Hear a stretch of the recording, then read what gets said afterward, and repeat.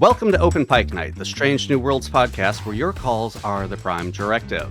I'm Cameron Harrison, who will be flying solo tonight after my co-hosts John and Jesse injected themselves with a mysterious serum and are now too busy arguing about the most logical cable management for their microphone setups to join us. But it's not just me, because tonight on Strange New Words, we'll be chatting with the writers behind Season 3, Episode 8, 4.5 Vulcans. First up, the woman who's had enough plomeek soup to last a lifetime, Dana Horgan. Yes, but actually soup is my favorite food, so that there's never enough. What's your favorite sorbet, and where does leek rank there? I mean, I feel like I really like leek sorbet. I think that would be delicious. I like a savory. I'm a salty gal. All right. You might be part Vulcan. I might be. The man who just doesn't understand why the writer's room can't operate on a 42-minute rotation. And what's with all these chairs? Henry Alonso Myers. Hi, how's it going? It's great. Great to have you back, Henry. I know. I hit too close to home, Dana. No, I had forgotten about the 42-minute rotation, and now I have a new favorite line that I think might actually be cut from the final cut. I can't remember. Oh, those are some of my favorite. Did it make it? I can't remember. 42-minute rotation is in there. Yeah. No. These 42-minute rotations are killing me. When Pelia wakes up. When Pelia wakes up. Okay, good. I made it. I couldn't remember. It's been like a year. Yeah, no, I'm with you on that.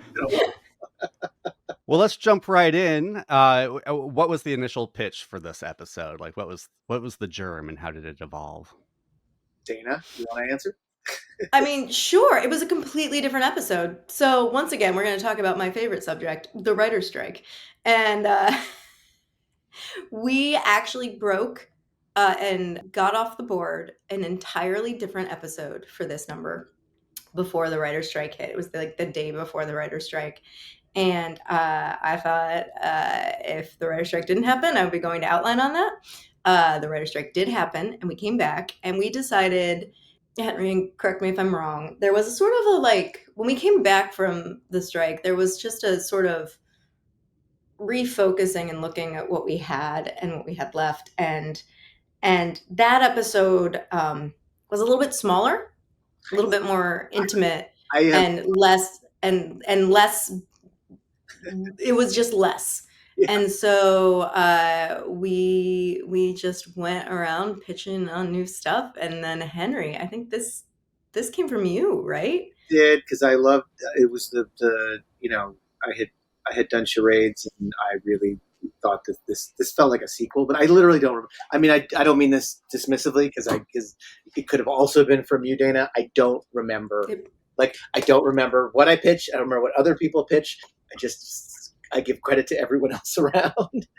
I mean, I think, come up from the idea of, like, okay, last year Spock became completely human. Right. And I think the what if of the conversation was, what if others became Vulcan? Like, I think that was the germ of what started it from that conversation. How many of them can we turn them into Vulcans? Can as many of them as possible turn into Vulcans, and we can watch them? And then, I feel like we somehow shaped that into a thing where we were like, the Vulcan solution is what starts the episode, and it very quickly solves the entire episode, and then becomes the episode. That was the fun of it. Yeah, we wanted to do this episode is done in the teaser. Yeah, like, that's crazy. And then really 4 to 5 emotional stories become complete, which are, like, everything seems fine, go completely off the wall when the whole Vulcan approach to those stories comes into it. That was really it. Right. Well, yeah, I mean, how did you come up with these 4 characters being the ones who become Vulcans? Did you ever kind of mix and match, or did you land on these 4 pretty quickly? Part of the fun of this is trying to give our actors something new and different and strange and fun to play. And who have we tried to do something with, and who haven't we? We also had big stories that we were trying to kind of track through. We knew that, we had the Battelle story with Pike. We had the story with Uhura and Ortegas' brother. We had what else? We had Corby. We had Chapel and Corby, and we had Lon and Spock. Yeah, and a lot of it came down to we tried to say, like, all right, if we're going to do 4 Vulcans, or 5 if you include Spock, what is a different version of a Vulcan story with each of them? And we tried to approach Vulcans completely differently with each of them, so that you could cut to what is a fun B story, and the B story becomes the big fun craziness of it because of this, major transformation. Yeah, I feel like the Una one became like partly the fun of what can we reveal about our people that's totally different? Like, can we see a different side of Una? Mm-hmm. It was a lot of that stuff. Yeah. I mean, as you say, although she doesn't become a Vulcan, we do get to see this new side of Una. Was that super fun to explore? Had you kind of found seeds you had planted before that you were able to use for this, or where did that all come from? Well, part of this was in season 1. We did episode 105 was was a shore leave series episode, and it was part of it. The idea there was we see our people doing the same thing every week. Can we do something where we flip and show some other part of their life? And the fun of this is that we literally clean up the typical, Star Trek A story in the teaser, and we're left for the rest of the episode seeing them dealing with, what are essentially personal problems. Mm-hmm. And so we were just looking for interesting, fun, crazy, unexpected discoveries with everyone. And one of them was that, we didn't know a lot about Una's private life, and we thought we could reveal something fun about her with this. Yeah, that sort of came, I don't remember who pitched it in the room, but it was this idea that Una is super controlled and buttoned up, but and we knew that this expert, she would want to not call on this ex who was an expert because of relationship drama. And when we started talking about what that was, it was oh, we don't want the terrible ex-boyfriend. We don't want the the classic, he's obsessed with me and I'm not into him, or it ended badly. We were what is a fun, very relatable thing that we wouldn't expect with her? And it was they're obsessed with each other, and their obsession with each other kind of ruined their lives. It was I can't focus on anything else when you're around. And it ended up, I mean, once we cast Patton, it ended up being really sweet. And it really just kind of gave a tenderness to Una that we didn't expect. And this just oh no, just have you ever had that relationship where you're just you can't quit each other, and it's too much? And we just thought that would be really fun, and it would be really sweet to get into. And then the idea that he would be obsessed with human stuff was just a way to try to express Spock's emotions in the story, where his crewmates have not been kind to him, and it's very frustrating for him. And then this other Vulcan thinks he's fantastic, and just how would that be fun for the Spock story also? Well, also just that it's not all Vulcans think alike. Right, of course not. Some of them may be coldly logical, but some of them may come to completely different conclusions. And we just love that there was a character who kind of he's a solve for the A story, but he really is a reveal for the types of characters these people are. He makes Spock feel better. He makes Una play a scene in a way that she would just never play a scene. And Rebecca is a very fun, very funny. Very fun comic actress, and it's to give her just a different wall to kind of come into, a different way to behave. It just made the scene a lot super fun. This is one of those episodes where I just have a grin on my face the whole way through because of those things. Being able to see Rebecca and Una show that other side it's so fun, and we'll get to all that. But as you said, there is this great moment between Spock and Doug where the episode has been hilarious. This scene is hilarious between them. But then this really kind of sweet tenderness comes through when he says I envy your human side, and you realize that one line is so momentous for Spock in the arc of Strange New Worlds and the arc of his life. Was that did you struggle a lot with that moment, or did that kind of come pretty naturally? No, that was easy, I think. Yeah, it was like, I feel like, because we knew we sort of knew what we were driving towards there. So, yeah. Calling him Doug seemed like it's more like it's a comedy thing, but for us it was like, to them that's a very unusual name, like a strange, interesting, mysterious. Oh, you were born in a different place and you have a different strange name. Oh, it sounds mysterious and great. And for humans, it's like, oh yeah, I mean, for Americans, it sounds like an average name. So it was just a fun thing to put on him. As a super fan that in TNG there was an all-powerful god being named Kevin, I am a big fan of this name as well. Awesome. And Patton Oswalt, amazing choice, and we can talk more about him, as I'm sure we will. But both my co-host Jesse and I came to this thought independently. Was there ever a consideration of casting Jerry O'Connell? Not for this one, right? I don't think we ever considered it for this one. We tried to cast Jerry in a different role. I don't want to go into specifics. Sure. I will just say that because it was not anyone's fault. We love Jerry, and we've been trying to find ways to get him on. It was more like we cast him in a different role. We scheduled him to come in. There was he had another job that he was covering at the same time.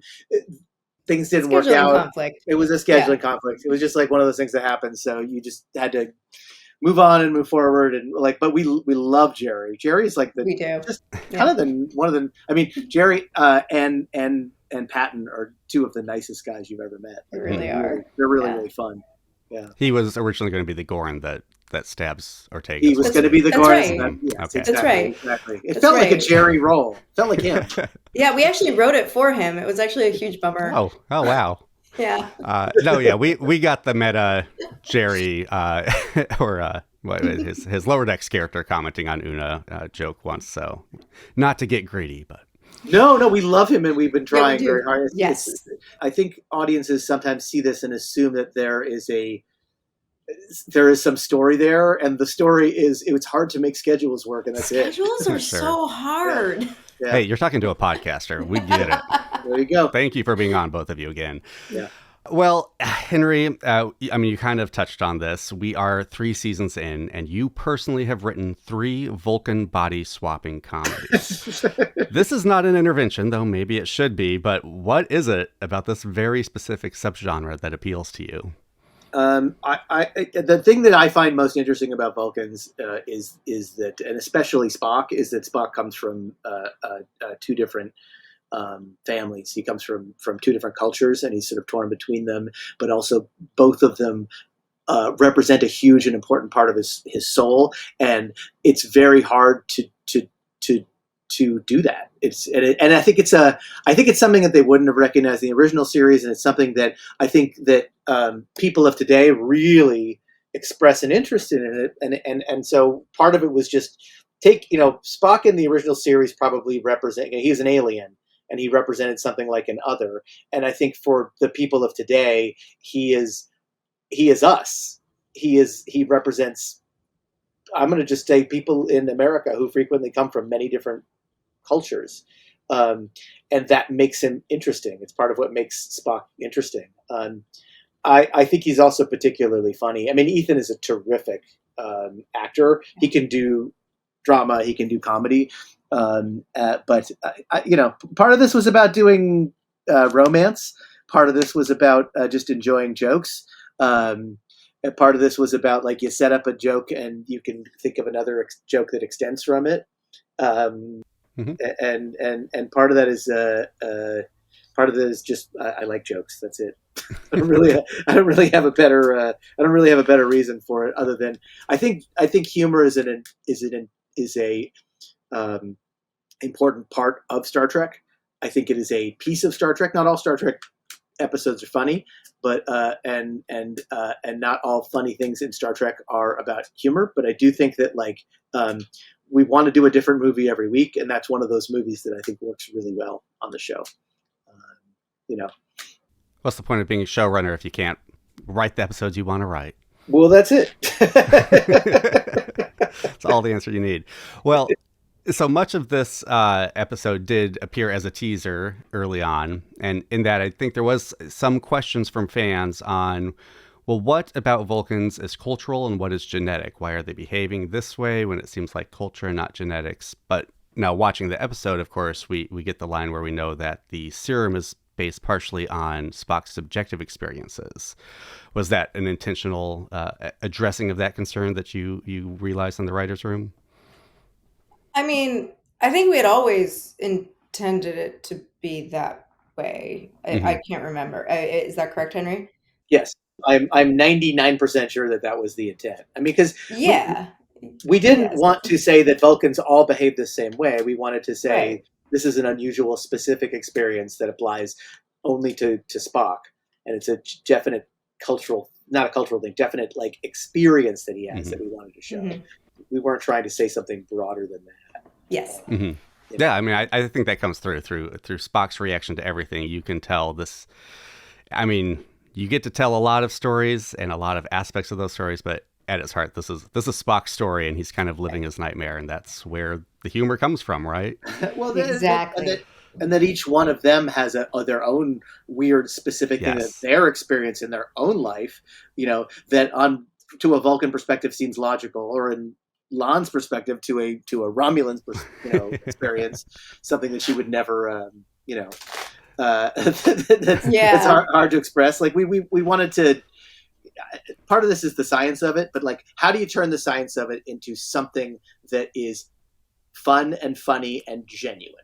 Mm-hmm. That really is it. Because like, if they just come in and say all the right things at all the right times, it's just not going to be a very interesting episode. Right. And I think from my perspective, and it's actually very nice to hear other POVs, especially in the writer's room on this. I think that one of the fun things that comes out of humor is you sometimes you walk right into a wall and you smack your face on it. That's funny. But also you hurt your nose. And also some people are like, don't tell people to walk into a wall. And some people, you know what I mean? Like you want to kind of carry all of those things in it. Mm-hmm. But I think everyone can relate to the idea that sometimes they say something wrong. Sometimes they do something wrong. Sometimes they act in a way that they don't mean to. And some of it comes from your heart and some of it comes from where you come from. But like that to me is what's relatable about it. I don't really have any, I enjoy that stuff. So 100%. And I agree. Like the moment when the episode kind of transcended the premise for me is when you realize like these weren't going to be 4 Vulcans, but 4 very individual Vulcans translated through their characters and what they're dealing with, like 4 different aspects of Vulcanism. I don't No, that was the intention in the creation of it, but also like just to give props and kudos to our cast who really like dug into like, no pun intended on Doug. Yeah. Dug into what kind of Vulcan their character would be. And like they really just delivered, and it was just delightful to watch them bring that to life. Like everybody's a different Vulcan. They all played it differently, and it was fantastic.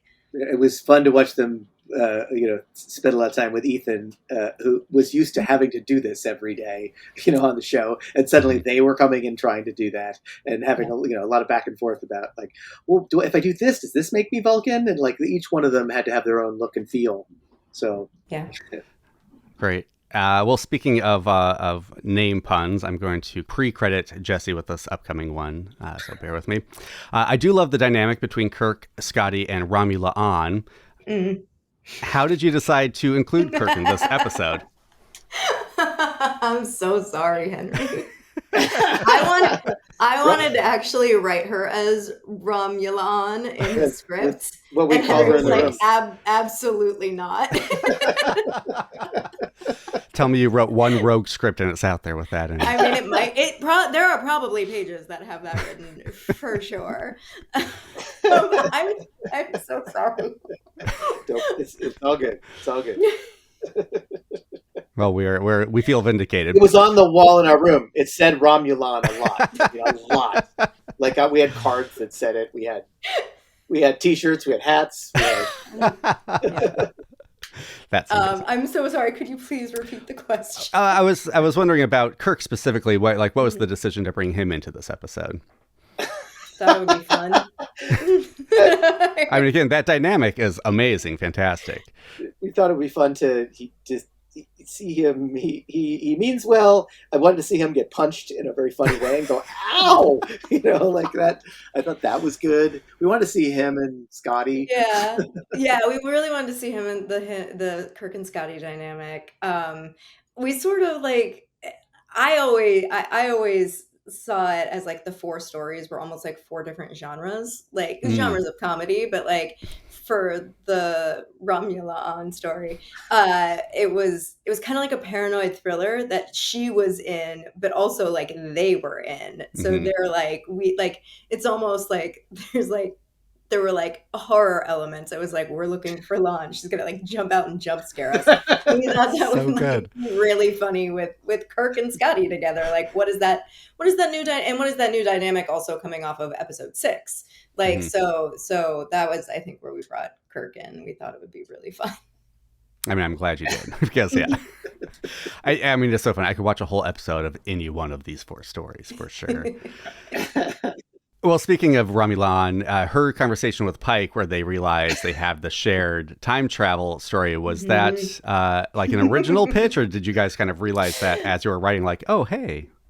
We needed... Oh, sorry. No, go ahead. You answer. I remember why it came about. We needed to find the way to say out loud that she's a Romulan without saying that she's a Romulan. And we had to find a way for them to say it without saying it. And that is, I think, my favorite scene in the entire episode. It's a ridiculous scene, but like they are both being very logical. I mean, they are both the people who went through time travel, and you're not supposed to talk about time travel, and they're both being like, but one is being very Vulcan about it, one is being Romulan about it. Yeah. And they both agreed to not talk about it ever again. Should end this conversation. Yeah. Well, I love the like, oh, maybe if we say it together. That's not logical at all, but like, it's that type of like logic where you're like, well, I want to get around the logic, so I'm going to say it's logical. Yeah. It was because it was always clear to us that she was a Romulan, but there was always the canon question of like, who knows about the Romulans? Like, we can't say it out loud. How can we say it out loud? This is how we say it out loud. But they both do. We both established that they're the only ones who do. The only 2 characters who do. Handy. Yeah. Handy. How did you come to the choice to soften Admiral Pasalk by having him? Well, that was Dana had created him in episode 202. That's right. He's a very good actor. He is. Yeah, that was part of it. It was. We sort of for Pike and Batel, we wanted this sort of domestic comedy, this like this parlor dinner comedy. And we were like, how can we get them at odds in a way that's like not mean, like not like they're just fighting.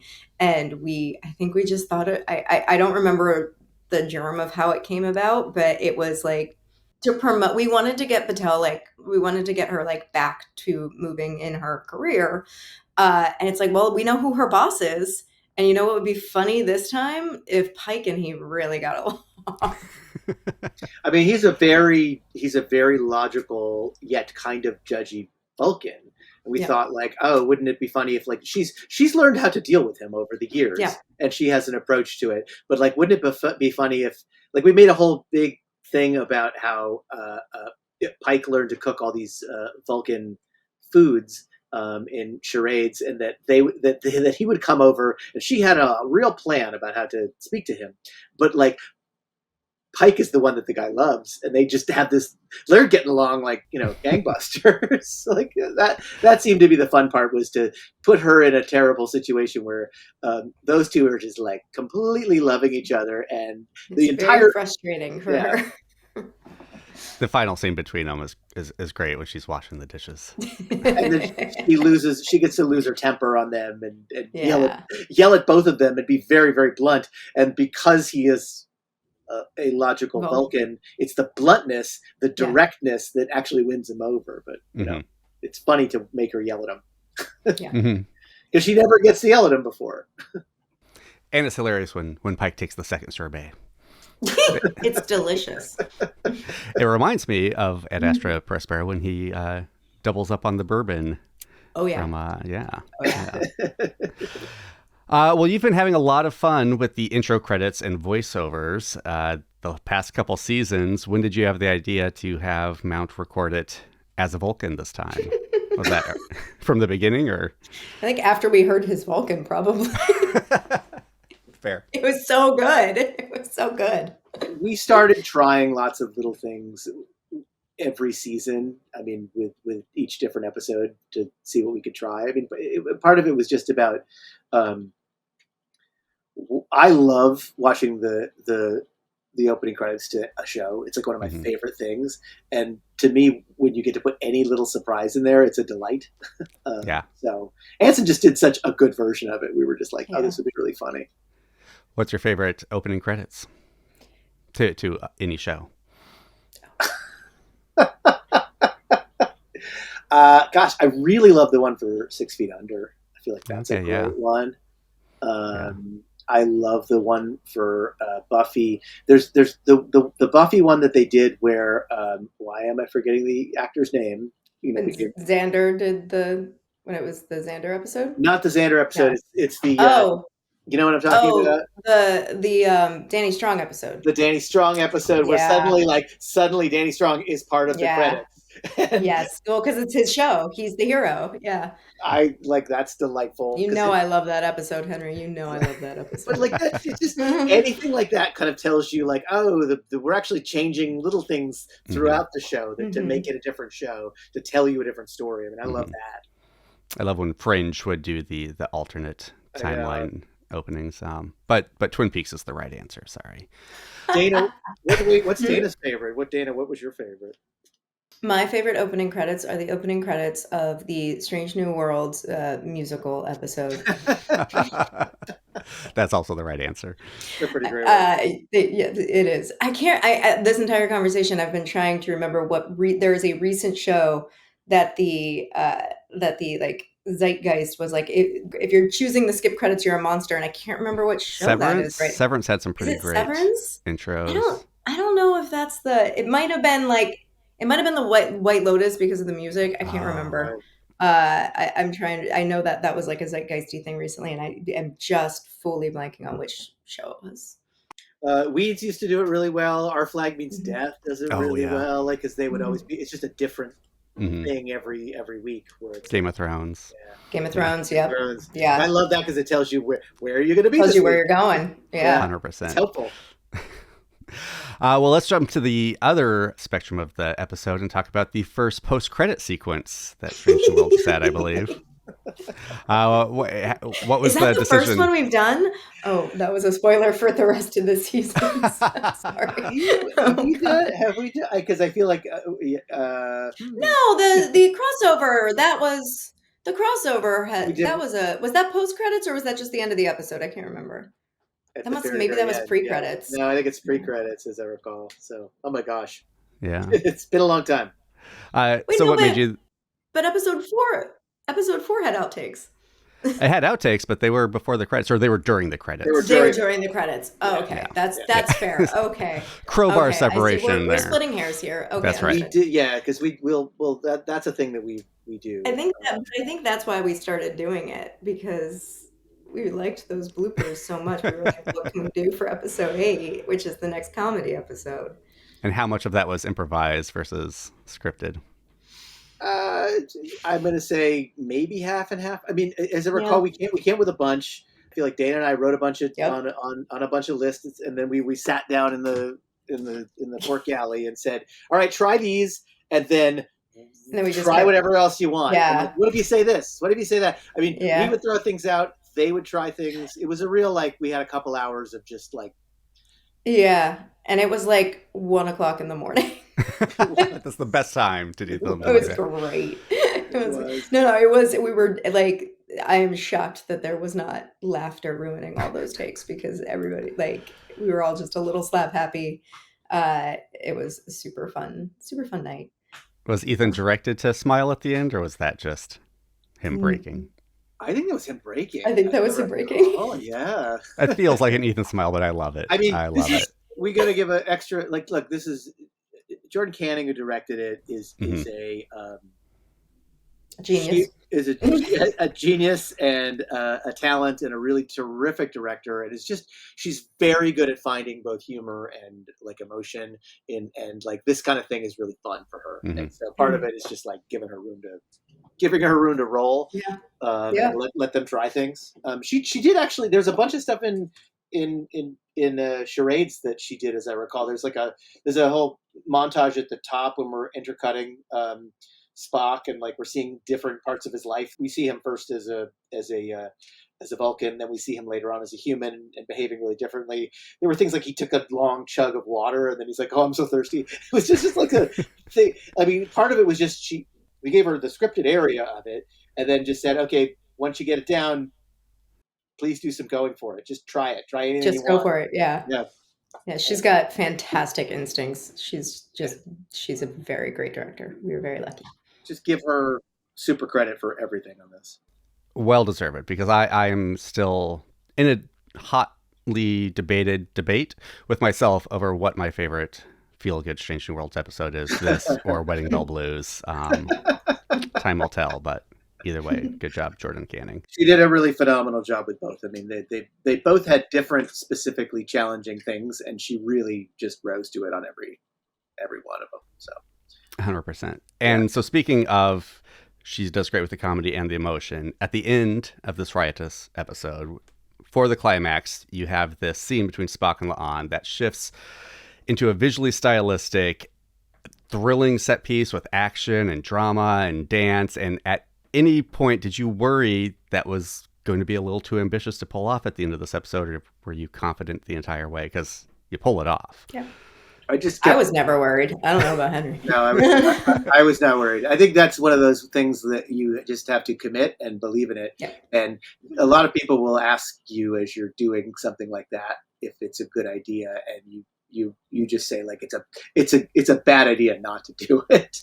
That was actually the hardest thing we probably shot in the episode, and mainly because it was very physically taxing for Ethan and physically taxing for Chrissy.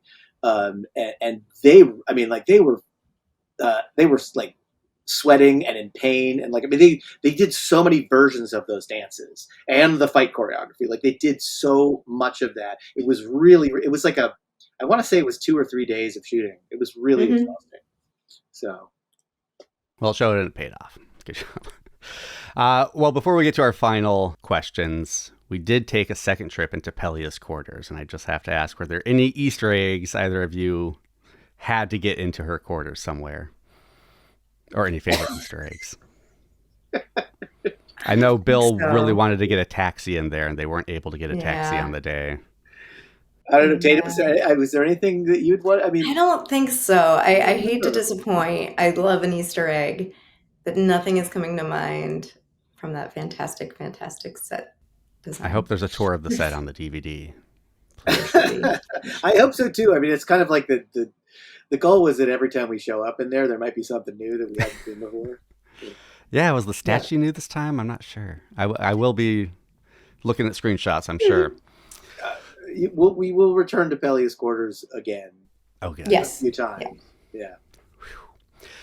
Well, when all is said and done and the book is closed on the Strange New Worlds era of Star Trek, and people look back, what do you think they will remember about this episode? What will this episode be known as? That's a good question. That's a very good question. I think the fact that we named a planet for the teaser, because that's that is where the entire mission took place, was in the teaser. I mean, nobody knows that. No, that's not what people are going to remember, but I want everybody to know it. That's what you'll remember. Yeah. That's what I'll remember. The planet is Tizar. That's right. That was a question. I skipped that one, but what is the planet named for? Yeah, it's named for the teaser. Pretty much. That was not my real answer. I don't know what my real answer is, so I'm going to let Henry answer first. I think this is the one where with the most outfits, the most Vulcan outfits that people wear. I don't know. Again, like part of what we wanted to do was give our actors a chance to perform completely differently. And this is the one where we have as many of them doing that as possible, and it has an emotional effect on one of our other actors. So, that is, I agree. I would also like to call out. I am going to remember this as the episode where Spock perfectly threw a drink on Una in a perfect. Two characters who are not acting like themselves. I mean, who are themselves in the episode, doing something that you would never see them do, which is you would never see Spock throw a drink on somebody, and you would never have a reason for Una to have a drink thrown on her, and it is one of my favorite moments. And be happy about it. And it's the most unconvincing accidental spill. So good. He picks up the drink and just, it's like the motions are so crisp. And Vulcan. Oops. It is one of my... I love it so much. Pet peeves of comedy, and I understand why it exists, but when there's a ruse and it's so obvious, it has to be obvious for it to be funny to the audience, but you're kind of going like, why would this person believe this ruse? So when Doug is like, you guys aren't actually married, I love that moment. Thank you for including that. This is not real. Yes, no. He's not an idiot. Yeah. He is not an idiot. He is not. No, he just knows that she has some reason that she is behaving a certain way, and so he's giving her space. Yeah. Yeah. Which honestly is what you love. What's lovable about Doug. It is. I liked what you said because it is extremely funny, but there is something touching about that relationship. You're right. Yeah. It's sweet. Yeah. Well, we've mentioned a lot of lines tonight. Is there a favorite line from this episode for each of you? Whether you wrote it, whether someone else wrote it, whether it ended up in the episode? I believe mine is, these 42-minute shifts are killing me. Any line by Carol Kane is... I mean, pretty much. Oh, she is so funny this episode. She is so funny. The LSD in the 60s and the 90s. 90s and last July. They're making me look bad. She's good. Great. She's so good. God, yeah. I'm gonna stick with what Dana has just said because I cannot I cannot think of them right now as we're talking about them. But like everything made me laugh when we were doing it. It's a good sign. Yeah, I mean, I feel like that there was something in the Doug and Una and Spock interaction that was really particularly fun. When Spock actually calls Una my wife was also very. It's not like it's just a perfect. It's a line. It's whatever, but just the way he calls her my wife is every time, every take. I was on the floor. Same. I like the other one. It was the quick exchange where he says a boy and a girl, they have different names, and then he can't think of what they are, and then Una says Kelsey and Doug, and then he says, and then I mean Sarah, and then Spock says Doug is her nickname, and Doug says Doug is also my name, and he says that is a coincidence. Thank you. That's it. That was my favorite. Sarah. Doug. I noted that whole exchange when I was rewatching today, and I was like, I don't know what to ask about this. It's just really good comedic writing. It was just funny. That was fun that part was fun to write and just to have them do it high speed. Yeah. That was really fun. Yeah. All right, Dana. Well, you have given us your one-word tease for season 4, so you're off the hook. I don't get to do another one? If you want to. I had another one prepared. What was the one that you said? It was music, but it's really like kind of tangent. Not that we're musical doing musical scales. Alex, yes, that's true, and it's really only makes sense in my brain, Henry. I'll explain it to you later. I could be mean and steal Alan's, but I won't, because I already know what his is going to be. I'm going to give Amnesia. Oh, okay. I'm gonna say it's funny because I obviously love the comedy stuff, but I will say Terror. Oh, yeah. Okay. And this one, we have some very interesting, surprising turns that I can't wait for you to see. In Strange New Worlds, what? No, would never. We would never. In a season with a puppet? I can't wait, you guys. Although I can't wait for the rest of this season. Well, thank you both very much. I think we'll be talking to both of you at some point in the near future on other episodes and showrunner retrospectives. But for now, we don't want to, because again, no F-bombs yet, Dana. God, next time. I gotta practice. I gotta warm up next time. Okay. Great talking to you as always. Yes, it was. Thank you so much for having us on. I'll bring the gang next time. All right.